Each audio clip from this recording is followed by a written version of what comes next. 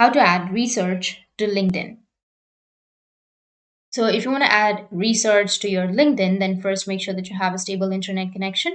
After that, you need to open up your browser. After opening, you need to go with LinkedIn. So go and search for LinkedIn and go with login or sign up. Make sure that you've logged into your account. Now, here, if you want to add research, you need to go with profile, which is on the top right, and then go with view profile.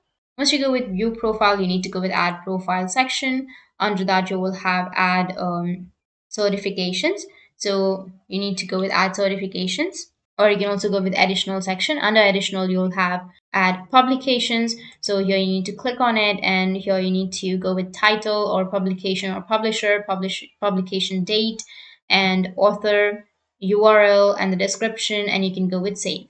Or you will also have many other options. You can just simply go with additional, and here you can go with publications or honors and awards if you want to. And under recommendations, you will have license and certifications if you want to add any certifications or courses. So that's how you can add research to LinkedIn. And if you have any questions, feel free to comment below. Thanks for watching.